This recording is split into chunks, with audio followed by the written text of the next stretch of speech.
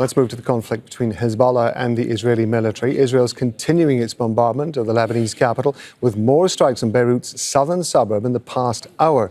The attacks come amid suggestions that a ceasefire deal is back on the table. The Israeli ambassador to the UN, Danny Danon, told journalists that cabinet is expected to discuss it as early as Tuesday. We are moving forward on this front. As I said many times, our goal was very clear, which is to push Hezbollah north of the Litani River. We haven't finalized it, but we are moving forward. I assume that the cabinet will meet today or tomorrow to discuss it. I think for us it's important what will happen after, that Hezbollah will not be allowed to come back to the fence, and we will do whatever is necessary to guarantee it. We learned the lessons from 2006. We have made significant progress with getting towards a resolution. That includes progress from where we were when I spoke to this last week, but we're not done yet.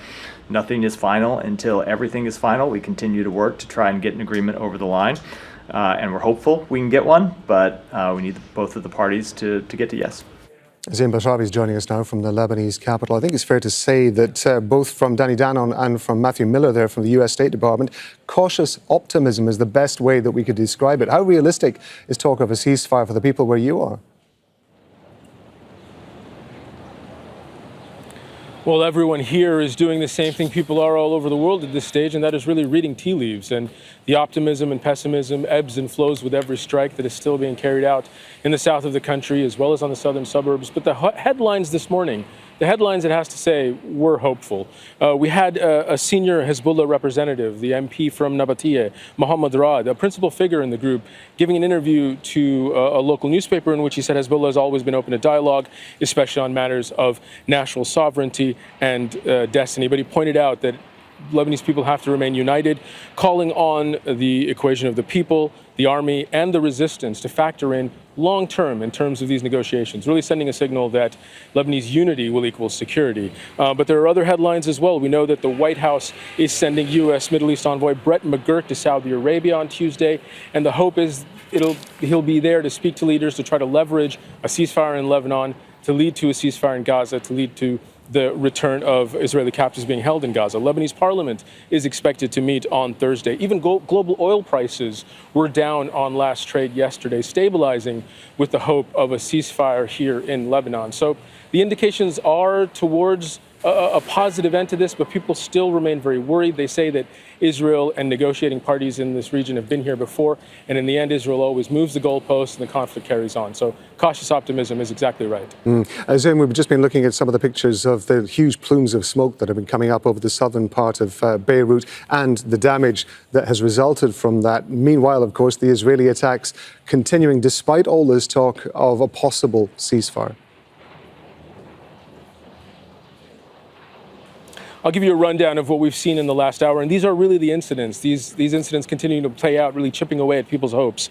Multiple strikes on the southern suburbs in the last hour. At least 5 buildings were targeted of the 6 that were issued threats, warnings in the hours previous. Those buildings have been leveled. There have been at least 2 new strikes in Tir district, a raid, an airstrike on Ras Al Ain, multiple missiles landing in one neighborhood at the same time, and on Al Hosh again. That is the second time that town in the south of the country has been hit since this morning. A number of raids earlier today as well. We're also hearing from the Israeli media saying Hezbollah has started firing rockets this morning, and one report from the Israeli media saying at least 1 female soldier who was injured in a drone attack that Hezbollah carried out as Israeli forces try to push further into the country in an area called Jabal al-Sheikh. So these constant battles, these constant tit-for-tat strikes, airstrikes, missiles, drones, those carry on across the border between Israel and Lebanon, and that really is dimming people's hopes for this ceasefire to take place. But the hope remains that this uptick will lead to a cessation. Zein, thanks a lot. That's Zein Basravi in Beirut there. Well, Yossi Beilin is a former Israeli justice minister, and he's initiator of the Oslo peace process in the early 90s. He's joining me now from Tel Aviv. So thank you very much indeed for being with us. I want to talk to you about this cabinet meeting that's ostensibly taking place sometime in the next few hours or so, in which they're going to be discussing a possible ceasefire. We are talking about a cabinet which has very strong and very differing views around that cabinet table. What's your assessment of the chances that there might be some sort of agreement? there will be no problem for Netanyahu to get the majority that he needs from the cabinet. There are some ministers, especially the lunatic ones, who will be against any ceasefire anywhere in the world, but they are not threatening neither the decision nor even the government. I'm interested to hear you say that because for a long time, for example, National Security Minister Itamar Ben-Gvir and Bezalel Smotrich, the finance minister, have been determined that they will bring down the government in the event that there is some sort of negotiation, some sort of ceasefire on pretty much any front. If this does get passed and Benjamin Netanyahu does get the support that you're saying, what does that mean for the state of the coalition and the cabinet? I don't think that Netanyahu is going to face any challenge to his government right now, not on this issue. It can be on very different issues, like recruitment of ultra-religious people to the Israeli army, but not necessarily the ceasefire with Hezbollah through Lebanon and the United States. Actually, there are many Israelis who oppose the ceasefire and would like Israel to continue and hit Hezbollah. This is understandable because as long as Hezbollah is an armed militia in Lebanon, it takes hostage the government of Lebanon, prevent it to operate, and is a threat on Israel.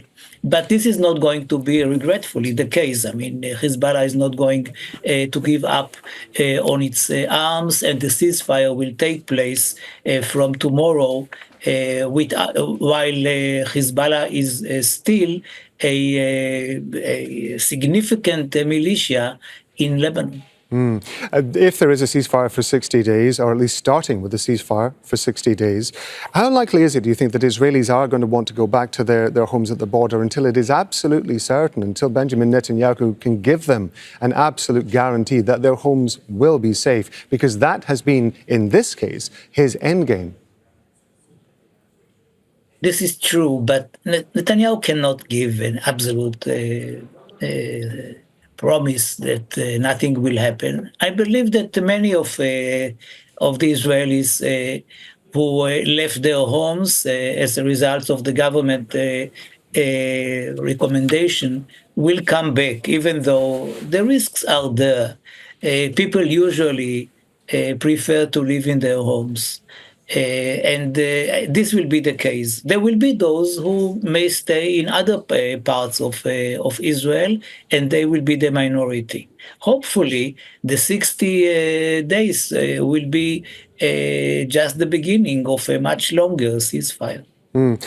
I understand that there has been criticism from some of the mayors in the northern Israeli towns. They're calling this, according to what I've been reading in Israeli media, a surrender deal.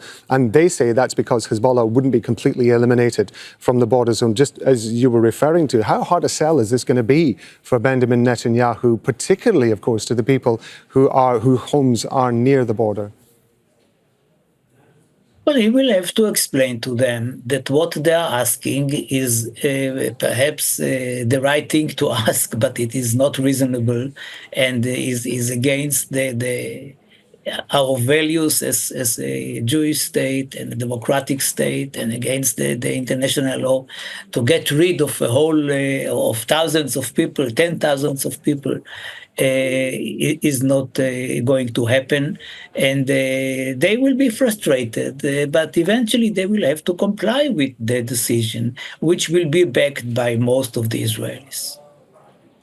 Yossi Beilin, we appreciate you being with us on Al Jazeera as always, sir. Thank you very much indeed for your time. Thank you for having me. Make sure to subscribe to our channel to get the latest news from Al Jazeera.